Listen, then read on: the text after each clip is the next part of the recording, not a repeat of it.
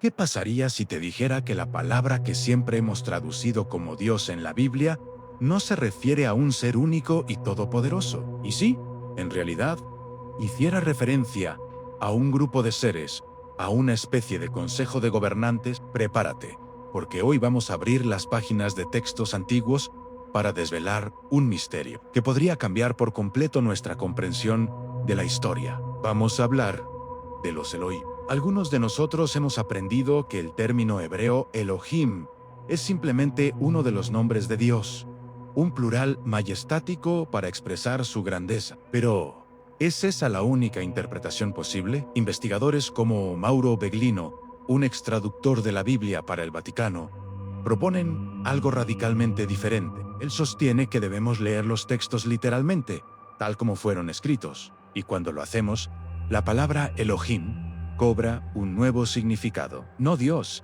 sino los poderosos, los gobernantes, aquellos que vienen de arriba. De repente, el monoteísmo bíblico se tambalea para dar paso a una idea fascinante: la existencia de un panteón de seres de carne y hueso. Pensemos en el Salmo 82, un pasaje realmente desconcertante. Allí leemos: Elohim se levanta en la asamblea de los dioses. En medio de los dioses juzga. Aquí la palabra Elohim aparece dos veces.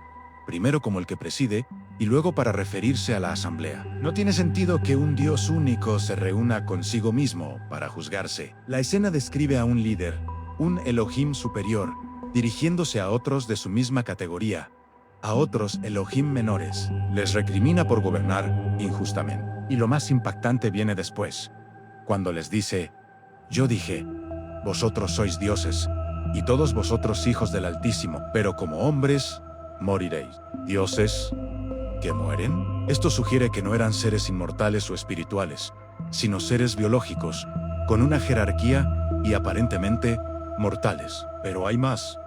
El Salmo 89 también habla de esta asamblea celestial. En el versículo 6 pregunta: ¿quién en los cielos se igualará a Yahvé? ¿Quién será semejante a Yahvé entre los hijos de los poderosos? Esto no es una pregunta retórica. Está estableciendo una clara jerarquía. Existe un grupo de hijos de los poderosos o hijos de los dioses, y Yahvé es el más destacado entre ellos, pero sigue siendo parte de ese grupo. La idea de un Dios único y solitario se desvanece y es reemplazada por la imagen de un consejo, una estructura de poder con un líder y sus subordinados. No es una lucha entre el bien y el mal, como nos han contado, sino una disputa política, una lucha de poder dentro de un mismo grupo gobernante. Si aceptamos esta premisa, la historia de la Torre de Babel en el Génesis cobra un nuevo sentido. El texto dice: y descendió Yahvé para ver la ciudad y la torre que edificaban los hijos de los hombres. Y dijo Yahvé: he aquí el pueblo es uno, y todos estos tienen un solo lenguaje. Ahora pues, descendamos y confundamos allí su lengua. Fíjate bien, primero habla en singular, descendió Yahvé, y luego en plural, descendamos y confundamos. ¿Con quién hablaba? Según esta teoría, Yahvé no estaba hablando solo, estaba comunicando una decisión a su consejo de Elohim. La humanidad unida representaba una amenaza tecnológica y organizativa para ellos, y la solución fue dividirnos. Esta división no fue solo lingüística, sino también territorial. El libro de Deuteronomio 32, versículo 8, contiene un pasaje que en las traducciones modernas a menudo se altera, pero que en textos más antiguos, como los manuscritos del Mar Muerto, es clarísimo. Dice: cuando el Altísimo hizo heredar a las naciones, cuando hizo dividir a los hijos de los hombres, estableció los límites de los pueblos según el número de los hijos de Elohim. Esto es explosivo. Sugiere que un ser superior, el Altísimo o Elión, repartió la tierra entre sus hijos, los Elohim. Cada nación o territorio fue asignado a un Elohim específico para que la gobernara. ¿Y qué parte le tocó a Yahvé? El siguiente versículo lo aclara: porque la porción de Yahvé es su pueblo, Jacob, la heredad que le tocó. A Yahvé se le asignó un pequeño pueblo nómada del desierto, el pueblo de Jacobane.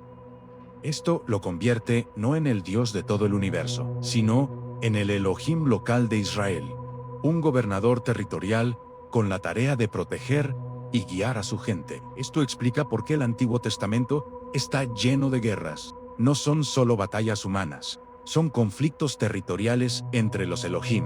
Cuando Israel luchaba contra los filisteos o los cananeos, en realidad era Yahvé luchando por su territorio contra otros Elohim, como Baal, Moloc o Quemos. Cada uno de estos dioses era el protector de su propia nación, y las guerras en la tierra reflejaban sus disputas en el cielo. Ahora, hablemos de la naturaleza de estos gobernantes. La Biblia los describe con características muy físicas. Comen, beben, caminan, se cansan y se enfadan. En el Génesis, 3 de estos seres visitan a Abraham, quien les lava los pies y les prepara una comida que ellos consumen. No son fantasmas ni espíritus.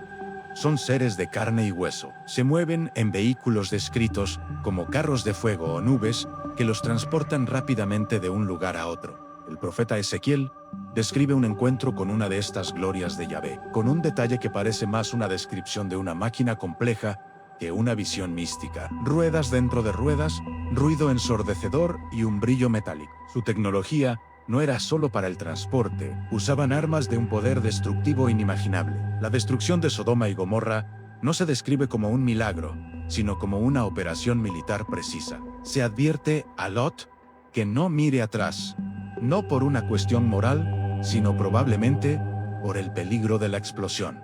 La mujer de Lot, al desobedecer, se convierte en una estatua de sal, una descripción que algunos interpretan como el efecto de una radiación intensa. El Arca de la Alianza, lejos de ser un simple cofre sagrado, era un objeto tecnológico peligroso. Era un condensador eléctrico o un arma que podía matar a quien la tocara sin la debida preparación. Yahvé le da a Moisés instrucciones extremadamente detalladas sobre cómo construirla y cómo manejarla, como si fuera un manual técnico para un dispositivo de alto riesgo. Estos Elohim no hacían magia, usaban una tecnología muy avanzada, tan superior a la nuestra, que para los antiguos era indistinguible de lo divino. Entonces, ¿qué conclusión sacamos de todo esto? Si leemos los textos antiguos sin el filtro dogmático del monoteísmo, emerge una historia completamente diferente. Una historia de seres poderosos y tecnológicamente avanzados que llegaron a la Tierra, se repartieron el planeta y gobernaron a la humanidad. Seres con jerarquías, conflictos políticos y guerras territoriales. Yahvé no sería el creador del universo, sino uno de estos gobernantes, el Elohim, asignado al pueblo de Israel. Esta perspectiva no busca destruir la fe de nadie, sino invitar a la reflexión y al pensamiento crítico. Nos obliga a preguntarnos: ¿qué partes de nuestra historia hemos malinterpretado? ¿Qué otros secretos se esconden a plena vista en los textos que creíamos conocer? La verdad, sea cual sea, es probablemente mucho más compleja y fascinante de lo que jamás imaginamos. Aceptar que los Elohim eran muchos y no uno solo es la llave que abre la verdadera historia de nuestra especie y explica por qué la Biblia está llena de guerras sangrientas por el territorio. En este canal, vamos a la raíz. Si quieres seguir descubriendo quiénes fueron estos señores, en el próximo video, veremos la ingeniería en el Edén. ¿Fue el Adán creado o fabricado? Suscríbete y activa las notificaciones para no perdértelo en Entre Luces y Sombras.